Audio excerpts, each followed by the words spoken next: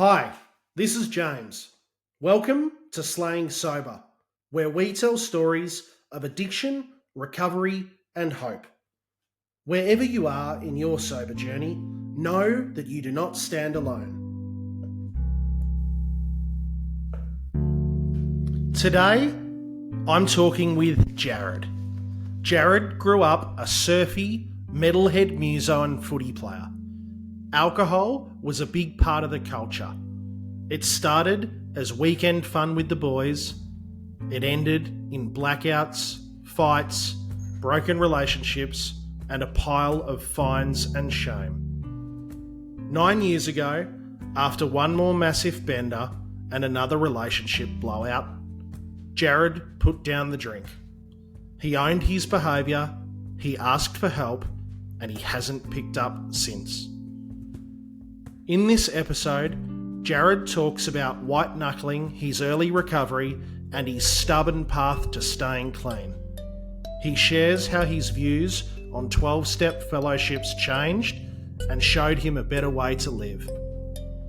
We also talk about the annual NA and AA football game, and we dive into University of Sober Living, the clothing brand and community Jared founded, giving people in recovery something they can wear as a badge of pride and honour. Enjoy. G'day, Jared. Thanks a heap for joining me on Slaying Sober. Thanks for having me. No problems at all, mate. We met very recently at a game of football. Yes, at the Bag Snatchers versus the Bedwetters NAAA And yearly football game. I'm donning the T-shirt which you designed. That's right. Very good, mate. It was a great day, actually. NA versus AA in a game of football, or the Bag Snatchers versus the Bedwetters, as we colloquially call it. And it was played in great spirit and really great fun. Yeah, it was really good. And it's the signs of recovery, isn't it? Like where we're getting well and we're able to run around a footy field and have a good laugh, and as well as a bit of health and fitness as well. Oh, that's it. To see, 40 plus men and women in recovery. Yeah, just getting out there and actually doing something instead of being hidden away. Yeah, it's just good to do a community event sort of. And I was blown really away good as well. There was a crowd of probably, what do you reckon, a couple of hundred people there watching? Round about, yeah. So tell me, Jared, about where you grew up and the life of young Jared. Okay, so I grew up in Keilor from a really normal family. Yeah. Neither of my parents were big drinkers. I've got two younger brothers. I had basically, the stereotypical good Aussie life. I don't really have anything I could complain about. What did you do for joy as a child? I spent most of my life surfing. So I was lucky enough my parents had a holiday house at Phillip Island. So from 4 until about 16, 17, my life revolved around being in the water. I also played basketball and a few other sports. Yep. I think all that sort of stuff sort of dropped to the wayside once I got into alcohol. Really. Yeah. So tell me, when did you start about drinking? Getting to the beach, and then my first drink was around age 16. Yes. Just trying to be cool, basically, and had a really bad experience. I sort of drank through the day with an older mate, got into bed and the room started spinning, and I'd never experienced anything like that before. Yeah. And it really scared me. So I didn't drink again after that for a couple of years. Okay. Yeah. Till So about 19. Yeah, it did. I've always been sort of an anxious sort of person. And because of that sort of adverse effect, I was too scared to go back for a while. Yeah, right. And then you picked up again at how old? So when I was 19, I started going out to clubs and pubs and stuff, and I'm a super awkward, painfully shy person by day, always have been, and just when I finally said, I'll give it another crack, I became the person I always wanted to be. You know, I Yeah, could right. talk And to alcohol whoever, became a and I crutch could for you. dance and do this. Yep. That's it. And I got addicted to the ego side of it. Just being able to go out and talk to girls, and Yes. the group of people I hung around with. Our one of our main things was picking up girls, being hero blokes. Yeah. Yep. Um, Masculine and I energy was in able your to do that, and twenties. Yeah. exactly, yeah, it was all about your war stories, and Yep. I got addicted to that, to the ego, but as soon as the alcohol wore off, I went back to being who I was, and I had to sort of deal with life as that person again. So And were um, you able to live a pretty normal life outside of drinking at the weekends and picking up girls and hanging out with your mates at the weekend? yeah. I was in a couple of bands, so Yep. I rehearsed a couple of nights a week. I played footy, so I had footy training. Yep. But sooner or later, footy just became an excuse to get on it after training. Every Thursday Yeah. night was a massive night. We'd be out. Yep. Um, then I go out Friday night, play footy hungover on a Saturday, and then Yeah. back to the club, and it was a rinse and repeat sort of thing every week, Yeah. as well as going out with my sort of group of mates or playing gigs. Mm. Again, What sort another of? thing with the music Yep. side of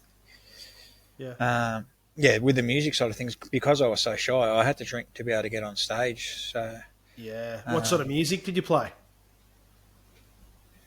the heavier side stuff, mostly metal, all original Yeah. stuff. Never really did covers, so I never really Yeah. made any money, because there's not not a great deal of money in being an original band, Yeah. Yeah. unless you make it. But Yeah. that's a 1 in a million shot. Yeah. Yeah. So sort of heavy metal kind of rock music. Yeah, I used to have hair halfway down my back. I was the epitome of the sort of surfy looking guy. Long blonde hair, and Yeah. um, you know, the poster child for a '90s, early 2000s wanker. And what sort of music did you listen to then to align with that? Uh, I've always been into metal. Yeah. I love all music. I sort of grew up on more sort of 80s pop sort of stuff from my older cousins. But once I Yeah. got to about grade 6, got into the heavier stuff, and never gone back. Good man. Good man. And you still play music? I do, just at home, nothing Yeah. major. I'd love to get back into a band sort of thing, but not as serious as it used to be. It's really Yeah. good fun. I love writing music, so Yeah. Okay. um, I'd love to have more time to do that sort of stuff. But with life, it gets hard to do the Yes. things you want to do just for fun. Absolutely. So, how did your addiction to alcohol progress throughout time? Well, it went from sort of 0 to 100 really quickly. Yes. As soon as I started, I could never stop. It was, Mm. um, if I was at a club, there'd be, a heap of us together. The shouts would be, 10 people at a time, and they'd just go all night till I couldn't stand up. Yep. Um, so I was never just a casual drinker. I drank to get drunk, basically. I Yeah. never drank because, I enjoyed the taste or Yep. any of that. It was all about the effect. And your friends were drinking like that as well? Yeah, I had a group of, there was probably minimum each night 6 to 7 of us, and we were Yep. all the same type of guys. All, always had one drink in our hand while someone Yes. was at the bar getting the next, and Yep. we all fed off each other. We all, we're all in the same sort of headspace. So, Yep. and we didn't understand people that didn't drink like that. Didn't drink. I never got why someone would just have a couple of drinks, Yeah. or didn't drink at all. It was why So don't you party? did consequences start to occur for you at some point, Jared? Yeah, again, early on, Yeah. because once I drank and I became this sort of wanker version of who I was, the person I wanted to be, basically. Yes. Um, I had no conscience. I had no morals. I just, Yep. even if I did end up having a girlfriend, I'd always mess it up. I just did what I wanted. I thought I deserved to do what I wanted because I worked hard during the week. Yeah. Um, and yes, the weekends were for me to do whatever I wanted. And a lot of people got hurt in Along the in the way. meantime while I was doing what I wanted to do. Yeah. Yep. And you thought you Um, were entitled to that because you had this 9 to 5, Monday to Friday job? yeah, I mean, I've been a tradesman since I was 16, so I've worked hard, since I was a Yeah. kid. And I thought, well, I'm earning all this money, I can do what I want. Yeah. Um, and I'm not thinking about anybody else, like my mum and dad wondering where I was at all hours, or if I Yes. had a partner at the time. Yeah, just wanted to be one of the boys still, and Yeah. just followed that path for years, and then it sort of evolved from the clubs to more around the footy club then, Yes. um, and then it was going out with all the guys from the footy club or hanging around at the club to all hours. Mm. No, always one of the last ones there, and Yep. then being in that environment that led to other things. You're getting on speed or whatever, so you can drink more, stay up Yeah. later. Yep. Um, it just Well, it progressed, and yeah, yeah. So when did you really know that you had a problem and think that you needed to change? I knew pretty early on because I just kept doing stupid things where I either had a huge amounts of guilt and shame, or I'd put Yes. myself in financial trouble or physical trouble. I used to a couple of the people I used to go out with were really violent drinkers. I was never a violent person, but because they were family members, if something kicked off, I was front Yeah. and center. Um, so yeah, a lot of times where I caused injury. Yep. A couple of times I copped it, Yep. but more often than not, it was me doling it out. But the next day, Mm. just the guilt and shame in that as well. Yeah. Just feeling completely terrible that knowing that I'd actually hurt someone badly, Yes. or not knowing how badly I'd done it, Yep. Yeah. was a really And scary thing. and did that have consequences, like whether that was legal problem or retaliation or anything like that? Uh, Not so much with physical altercations, but when I damaged property, Yes. certain things that happened. I got visits from the police, and I got banned from a couple of places just Yep. over stupid things. Yeah, yeah. And you look back at it, Um, don't you, and think like at the time, you're just drinking with your mates, causing a ruckus, ruining other people's stuff, and the net result is that stuff that people have worked hard for, you know, and invested in, exactly.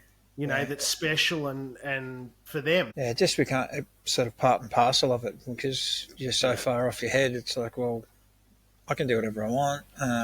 yeah, You don't think about consequences. You don't think about what you could get, how it affects other people at all, especially, smashing a window of a club or something. I don't think about um, yeah, who that's going to affect. All I thought about was I wanted to stick it up the bouncer that kicked me out, because I was yes, carrying on. Or yeah. uh, so, yeah, you don't. So about 9 years ago, you decided to stop drinking. Was there a particular event that led to that? Yeah. Well, my kids at that time were 7 and 9. I'd Yes.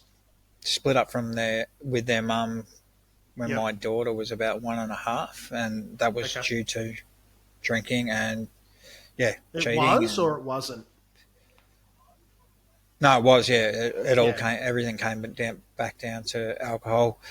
Yes. Wanting to be one of the boys, staying at the footy Yeah. club again with this entitled notion, because I work hard and I pay the bills, I can do what I want. Yeah. Yeah. Um, So you prioritise but yeah, drinking over it was your family? after I did. Yeah, at first I Mm. thought having kids would cure me. Um, Yes. no, I'll just stay at home and be a dad. But all I thought about was what I was missing out on. Yeah, The I can relate. the other guys that could do what they wanted, or the single guys, yeah. And I was constantly worrying about what I was going to miss out on, and so I always had to be there. Yeah. Um, And when you and yeah, split I up with lied your and did partner, whatever I had to. mm, Yep. did it progress or did it get worse? Yeah, it did. It got worse. I moved in with my two younger brothers and a mate, Yeah. um, and we could do whatever we wanted then. I didn't have any responsibilities. Yeah. I Yeah. sort of got a bit out of control for about 3 or 4 years. One thing I can say I did or didn't do, I never drank in front of my kids. My kids Yeah. never saw firsthand the person I turned into, but they did have to deal with a hungover dad a lot of times, and that's something I still feel a lot of guilt and shame over. That days Yep. that I had with them, I'm feeling crook on the couch instead of out and about with them. So that's something I can never get back, but Yes. something I made sure that I really changed. Yep. So yeah, about 9 years ago, after it was a massive bender. I'd been through the last few months drinking more than I normally would have Yep. on weekends, just getting sick, blacking out every time, Yep. doing stupid stuff. And it came down to another night where I messed up really badly, ruined a relationship, and um, just knowing I had to start all over again, I just started to feel the weight of being tired of having to start over again, having to apologize, having to wonder what I'd done. Yeah. And then, yeah, about a week after that incident, I was at a pub. I decided I was going to drink light beers because that was going to fix everything. Yeah. Yeah. Yeah. And about halfway through a drink, the two guys I was with, I just said, I've had enough. I said, I've had Yeah. enough of doing this over and over again, and I put it down. And by some miracle, I never picked up again. Would you So would yeah, you it be was. able to define that miracle in any way? Like, is that a higher power thing or? It must have been. It just when I decided I was going to do it, I put it out there on Facebook and Yep. said, basically apologised to people that have been affected and said, look, I know I've got a problem and I'm done. And I wanted to put that pressure on myself Yeah. to make myself succeed. I didn't, instead of just keeping it to myself just in case I failed, I put it out there because I knew the pressure would would help me. Um, Yes. You put it out to the world. yeah, and then a couple of weeks later, I had to go to court because during drinking and drugging and whatever, I'd amassed $62,000 in fines Wow. from basically CityLink and yeah, car stuff, Yep. and I had to go to court for that. And I, with thanks to a sheriff that actually come to take all my stuff, she said to me, "This is what you can do to sort of appeal it and tell them your history." And so I had to put down on paper my struggles with substance abuse, my Wow. depression and anxiety, all that sort of stuff. I took my full medical history and gave it all to the magistrate. And this is where my high power kicked in. She quashed all the fines and gave me a fresh start. And Wow. it was only a couple of days ago that I actually realised that that was when my higher power really kept me on track. Because if I hadn't have lost those fines, if I had to pay them, I'm sure I would have gone back because I would Yeah. have just thrown in the towel. Yeah, so I'm Yeah. not going to dig out from this, so I might as well just write myself off. That's unbelievable. So those fines were more or less just. Do you think they were a manifestation of you just not being able to deal with life on life's terms, not opening the mail, not being able to function fully? I'll deal with that later. And then someone's come and knocked on your door and said, righto, mate, 100%. you're in strife here. You've got to deal with the consequences of Yep, your that's behaviour. exactly what it is. Yeah. Yep. And then when you presented your medical history to them in court, there was obviously a record of your issues. You were going to the doctor, were you, regularly with health issues or mental health issues? Yeah, plenty of mental health issues from Yeah. the age of 18. I've been on medication now since I was about 18 for my Yep. depression, anxiety, Yes. and I had an extensive history with the substance abuse as well. I was lucky enough to have a doctor that I'd had since I was 2, and I was able to speak to him about my problems over the years. And Yeah. Wow. That's he good. tried to help me plenty of times. Yes. So it was all documented. Yep. And the fact that I'd mentioned that I'd just started basically my recovery journey, that I'd given up alcohol because I'm sick of going through these cycles. Yeah. And it just, yeah, like I said, my higher power got me through. And Yeah. Amazing. So what? I literally said to the universe, okay, I'm going to do the right thing because you've given me this chance. I said it out Yes. loud in the car while I Yep. was with my mum, and um, And you haven't picked up since. no, not once. That's it. That's Celebrated my incredible. 9 years on Yep. Thursday, just passed. Yes. Um, and I Congratulations. That's haven't even amazing. had the urge. Yeah. Thank you. Yeah. Yes. Now, when I ask you a couple of questions about this, you've taken a little bit of a different route to others have. You white knuckled it, or did it by yourself largely for a certain period of time. Yeah, I did for about 7 years. I did it by myself. Yep. At the very start, I went to AA for about a month or so, and sort of identified with people, and that made me feel so much better about what I was doing because I didn't feel alone. But I Yeah. didn't buy into the program at the time. I Yes. took the tools, I went away, I looked up the steps online, and sort of did everything by myself, Yeah. because I was stubborn and wanted to prove that I could do it. Yeah, I just went out and said, "Yeah, I can do this by myself." Yeah. So yeah, for 7 years, I did it, and it For wasn't those until listening as a well, couple of years that's ago. very rare. Usually, the stubborn one that says, "I don't Oh need yeah, this, I'm bigger than this," is the one that comes back with their tail between the legs. But you managed to make it work for a long period of time. yeah, that's right. It was pure, spite and luck that got me through. Yeah.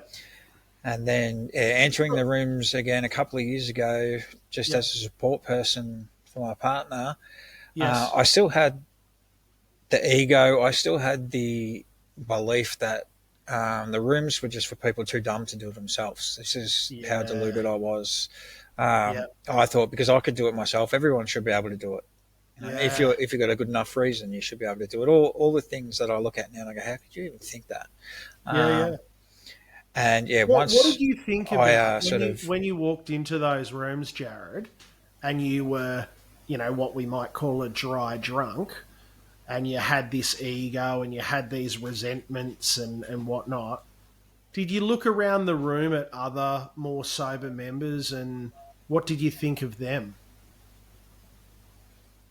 uh, I envied them. The Yeah. the ones that have been sober for 20, 30 years, so that's amazing. Yep. And I knew that was something I wanted to aspire to.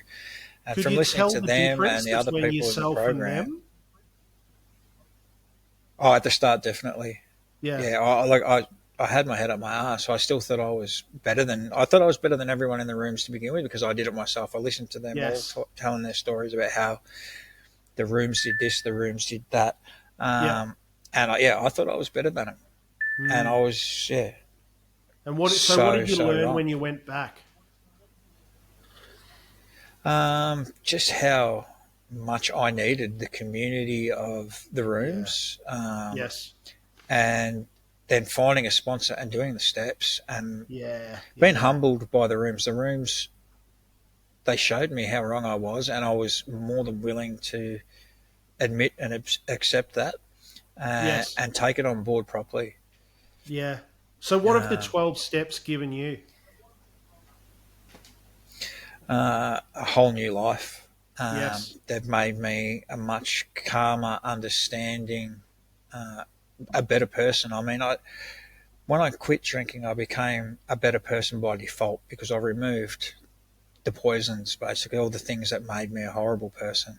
Yeah. But I still had a lot of inner hate, couldn't love myself, guilt, shame, all those things. I still held on to them. I used that as fuel to stay sober, and it Yeah. wasn't helping my soul at all. It kept me sober, Yes. but it didn't get me well. Yeah. Yeah.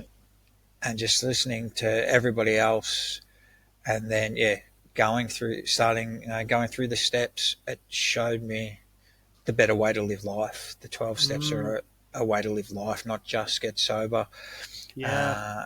And it's improved beautiful. me in so many ways. I mean, down to like I was a really bad road rager my whole life. Yeah. Yeah. And Yeah. in the last year, I've made a conscious effort to get that out of my life, and it's rewarding and relaxing now, knowing that I can just drive without flying off the handle or getting out of the car and smashing someone's mirror off or threatening to kill them. Yeah. It's gone. Yeah. So when you look back at like your list of resentments and those that you needed to make amends for, I imagine that many of those names and things on there would have still been incidents from when you were sober as well. Not really.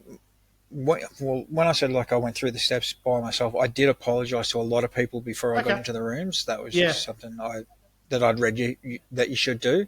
Yeah. So I had the opportunity to apologise to a lot of people, and then when I went through the steps and did my fourth step again, there was people that I had resentments against. From when I was sober.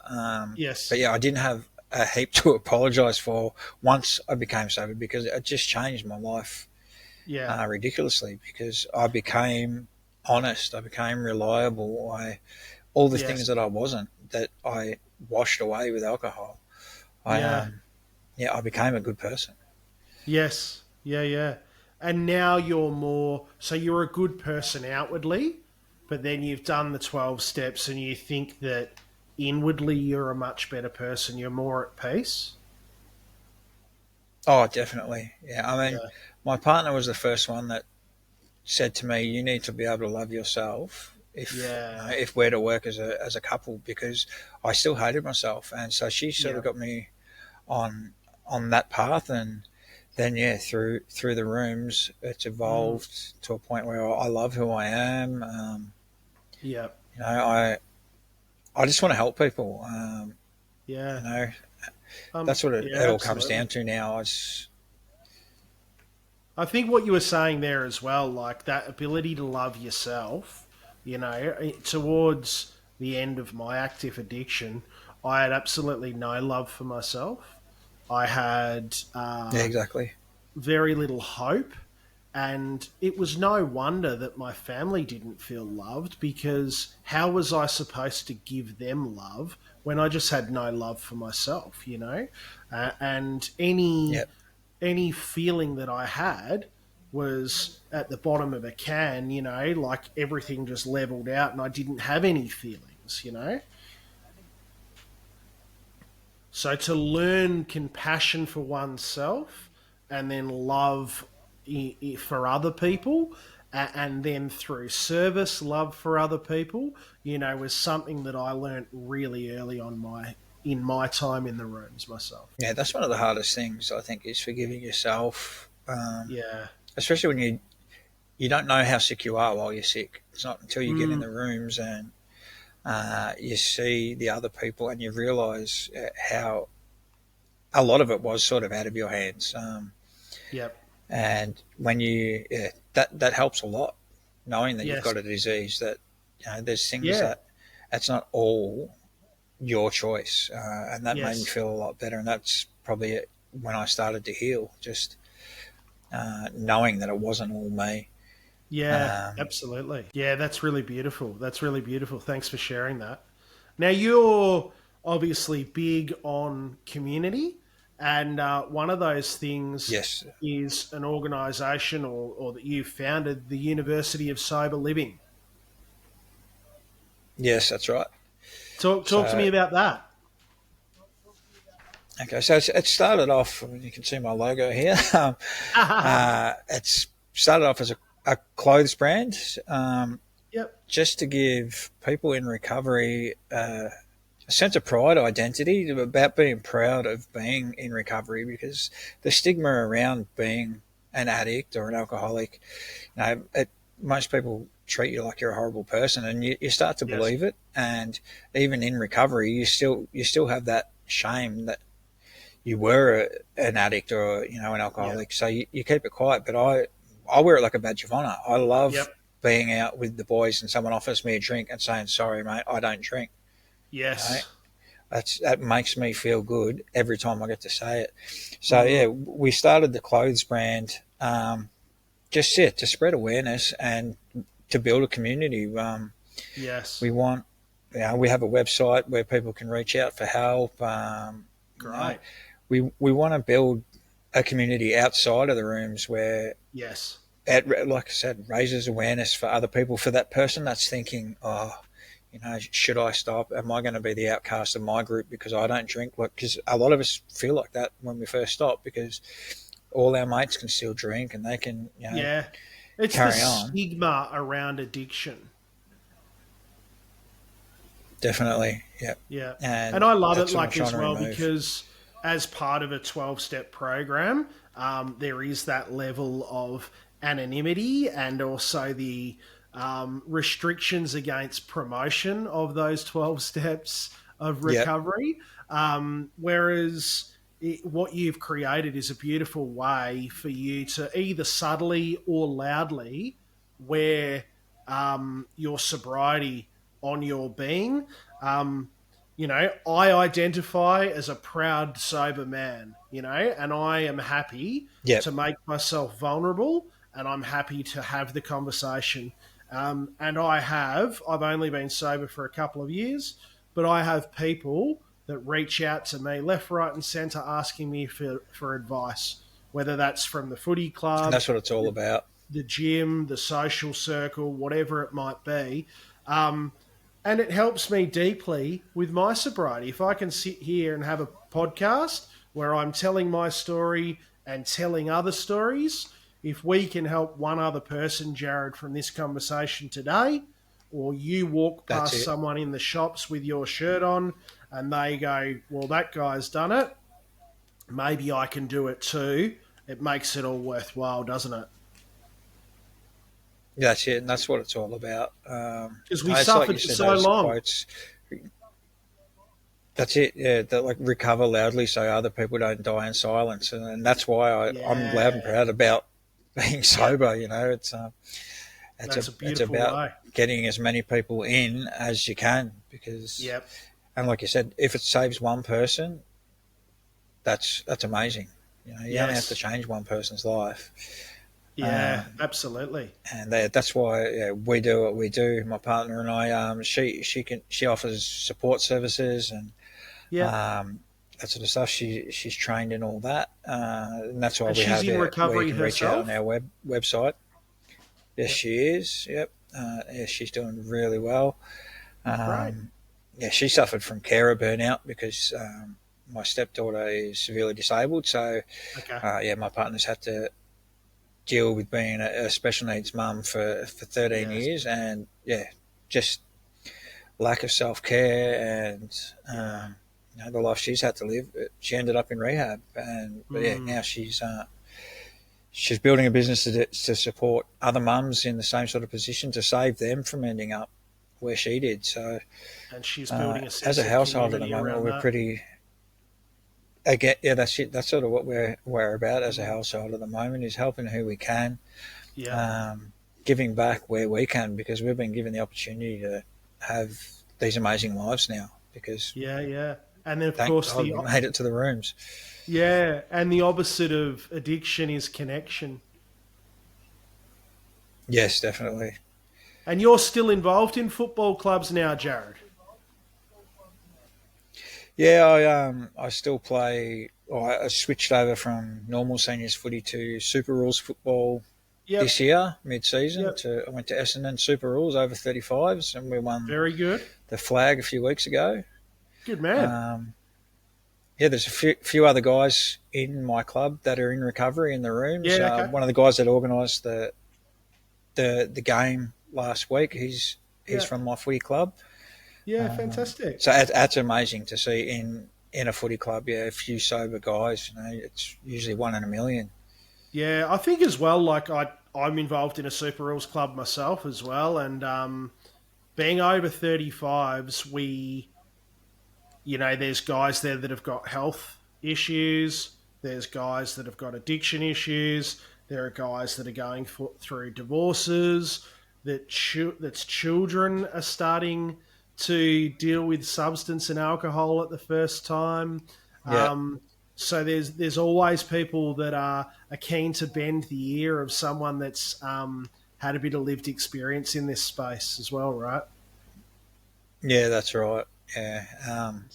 A lot of people always say, "Oh, I wish I could do that. I wish I could do that," but they can. You just don't want to yet. You say you wish you could, but you don't want to yet. Hopefully one day you will. Yeah, exactly right. And I hope that more people, even if they're not an addict or don't identify as an addict, there's a curiosity around sobriety. And if we're at the footy club or we've played a game of football, and a slab of beer goes down in the middle of the change rooms, you don't have to pick up a beer. You can pick up a Coke Zero, exactly, and you can say well done, and you can still get around the boys or girls and celebrate the sense of community that you're there for. It doesn't have to all be about sucking on a can. It can be just about the camaraderie or the tribe nature that men have been searching for thousands of years, running around a field chasing an animal. My recovery regime, back in the day was drinking stubbies in the shower while I, got changed after footy, and then it didn't matter what I had. If I was bleeding, bruised, broken, beer was going to fix it. And 100%. Once I stopped drinking, my injuries healed so much quicker. Everything became so much better. Yes. That's it. So tell me, before we sort of wrap things up, Jared, what does your recovery look like now? Like across during a day or during a week? So over a week, we usually do probably around 5 meetings. We've got a home group that meets twice a week.